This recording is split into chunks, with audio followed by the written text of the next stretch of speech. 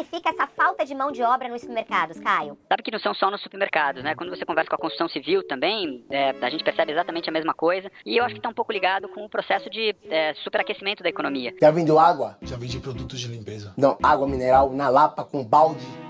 Produtos de limpeza em São Paulo. Fala, seus mal diagramados! Toda pessoa que não convive apenas em bolhas de esquerda já deve ter ouvido algum amigo ou familiar reclamar que hoje em dia ninguém quer trabalhar e a turma só quer saber de receber Bolsa Família para ficar em casa sem fazer nada. Impossível viver no Brasil de 2025 e não ter escutado essa reclamação ainda. Recentemente, o porta-voz da Faria Lima, Samidana, fez um post incrédulo com a falta de trabalhadores disponíveis para encarar jornadas ingratas e acúmulo de funções no setor supermercadista, que costuma exigir jornada 6x1, pouca ou nenhuma folga em fins de semana.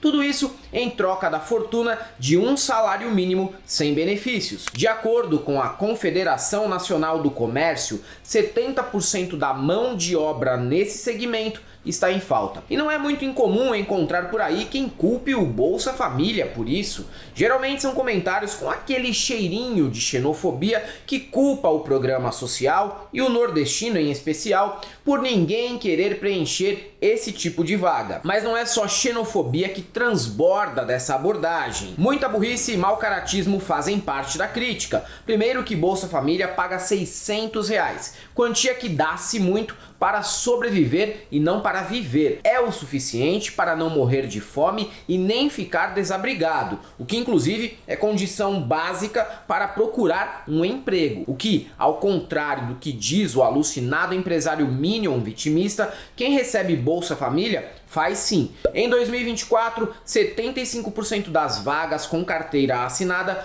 foram ocupadas por eles. Eu sei que seu amigo dono de lojinha prestes a falir vai dizer que o dado está manipulado e que quem sabe a verdade é ele. Mas quanto a isso, não há nada a ser feito, além de recomendar internação compulsória caso o cara tenha algum familiar mais sensato. Logo, se o setor de supermercado não consegue competir com um benefício que é menos da metade do salário mínimo, é porque busca apenas escravizar de forma moderna a mão de obra e reclama do Bolsa Família justamente porque ele é o muro de contenção que evita que o povo aceite qualquer migalha que a classe dirigente brasileira está acostumada a oferecer. E tem mais. Talvez seja indicativo até de que o setor não é competitivo na configuração atual do mercado de trabalho. Quem não se adapta, quebra. Regra básica do capitalismo. Ou se atualizem ou saiam do jogo. Estão sendo incompetentes. Tomem banho gelado e acordem às 5 da manhã para ler Café com Deus Pai. Sei lá, dá seus pulos aí. Fora isso, o momento da economia apresenta alguns fatores que mantêm a população longe dessas piores vagas. A economia está aquecida e o desemprego em patamares de mínimas históricas, o que costuma acontecer no governo do década, já que o presidente Lula nunca pode ser responsabilizado em situações favoráveis, apenas nas crises. E dois outros fatores são importantes para entender o panorama atual, eu vou elencar. O jovem, que é tão criticado por ouvir Oruan e Luísa Sonza, é a faixa etária que menos aceita ser explorada. Eles não aceitam processo seletivo longo, não topam subemprego, não trabalham longe de casa, não aceitam desaforo, chefe encheu o saco, manda tomar no c... e vai embora. Ok que não ter filhos ajuda e morar com os pais também, mas talvez eles saibam que o planeta vai entrar em colapso mesmo em breve e a automatização vai substituir várias ocupações. Então, para que topar certas humilhações por um salário de fome se o futuro é incerto? Quem tem entre 40 e 50 anos passou por essa fase terrível dos processos seletivos em várias etapas, nos quais você era obrigado a citar uma qualidade e um defeito, imitar algum famoso, dar duplo twist carpado, dançar o quadradinho de 8, segurar a fumaça do beck sem tossir, para no final o recrutador nunca te dar um retorno e deixar de te contratar porque não gostou do seu signo. É terrível se submeter a isso para cruzar a cidade dentro de um busão lotado, chegar no fim do mês e não conseguir nem ir em um rodízio japonês daqueles que vendem sashimi que parece picolé de salmão e que todo mundo sabe que vai gerar uma diarreia fulminante 30 minutos depois de sair do estabelecimento. Além disso, a direita, que reclama da falta de mão de obra, ignora que o próprio discurso que ela propaga nas redes, por meio de coaches e políticos liberais, gerou a cultura do empreendedorismo, o que naturalmente afasta o trabalhador de vagas arrombadas ou empregos de como David Graeber intitula essas vagas em seu livro de mesmo nome. Os próprios caras criaram a armadilha em que caíram. Quando todo mundo abraça o sonho de empreender em lojinha de capinha de celular, barbearia e estética para fubanga, é claro que vai faltar mão de obra que tope $250 por escala 6x1, que rouba 12 horas diárias da pessoa. Você trabalha com quem? Tô desempregado, pô. Não, mas você é o que? Sua profissão? Comercial. Comercial de quê? De vendas. Venda de quê? De qualquer coisa. Você trabalha no navio de quê? Navio de cruzeiro. De quê? No caso do empreendedorismo, na maioria das vezes o cara trabalha no bairro em que mora, almoça em casa, fecha às 5 e antes de anoitecer tá livre para ir ao bar, passear com a família, ir na igreja ou simplesmente curtir o ócio rolando a tela do Quai infinitamente e apostando no tigrinho. E não é só o setor de mercados que reclama. Nas minhas andanças pela internet já vi agricultora de flores em Olambra brava por não encontrar ninguém para colher as flores que ela planta.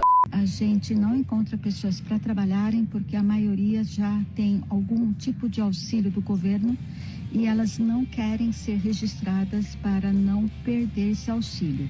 Sem contar empresários de transporte de cargas, que é outra área com dificuldade de encontrar gente que tope o que eles oferecem pelo frete e prefira comprar um caminhão menor para realizar entregas de lojas virtuais dentro da cidade. E sabe por quê? Porque patrão dessa área não quer pagar a alimentação das viagens e nem o banho que caminhoneiro precisa tomar quando topa um frete longo. Para ter ideia do absurdo, tem cara que mete uma sacola com furo embaixo do chuveiro e enfia 2 miojos dentro dela enquanto a água quente cai e amolece o macarrão, porque é o banho ou o rango, os dois não dá para bancar. Sou cético, não acredito em uma revolução nos moldes que pregam os webcomunas com fetiche em bigodudo de uniforme, mas algumas rupturas no ambiente de trabalho virão, porque é inevitável. E isso é um alerta não só ao mercado, à Faria Lima, mas também à esquerda institucional. O povo prefere ter acesso a lazer, bens de consumo e uma vida menos desgastante do que continuar sustentando empresariado burro por meio de subsídio em troca de trabalho lixo. Todo esse papinho de vilanizar o Bolsa Família nada mais é que uma tentativa de valorizar o patrão e não o empregado. Lembram que há uns 2 anos um tal de Tim Gurner, magnata australiano do ramo imobiliário, falou que era preciso faltar emprego para os trabalhadores voltarem a valorizar os patrões? People decided they didn't really want to work so much anymore through COVID, and that has had a massive issue on productivity. They have been paid a lot to do not too much in the last few years, and we need to see that change. We need to see unemployment rise. Unemployment has to jump 40-50% in my view. We need to see pain in the economy. We need to remind people that they work for the employer, not the other way around. There's been a systematic change where employees feel the employer is extremely lucky to have them, as opposed to the other way around. Depois, ele pediu desculpas, mas todo mundo sabe que não mudou de opinião. A irritação atual do empresariado brasileiro é exatamente em cima desse conceito. O país não tem uma massa de mão de obra reserva desesperada para ser explorada, e no momento é o empregado que exige contrapartida dos patrões, que pensam como o Tim Gurner. A turma da Bolsa Família e da cervejinha, como o restaurante Fresh House, classificou jocosamente esse tipo de trabalhador, está certa. Errado tá firme suando para pagar as prestações do Celta que defende bilionário, sabe lá com quais intenções. É isso, galera. Para quem gosta do nosso canal, nós temos nosso apoio, seja membro, Pix e conta jurídica, caso vocês queiram e possam fazer uma colaboração para que a gente continue por aqui produzindo conteúdo para vocês. Além do YouTube, estamos presentes também no Facebook, no TikTok, no Instagram, no Threads e também no Blue Sky. Sigam a gente por lá, não deixem de conhecer nossos novos modelos de camiseta no site da Cabriton e o nosso curso do ICL, o Instituto Conhecimento Liberta. E para todos aqueles que estão concordando que os supermercados têm que reclamar mesmo, que ninguém tá topando ser explorado por um salário mínimo, só temos uma coisa para te dizer: não passarão.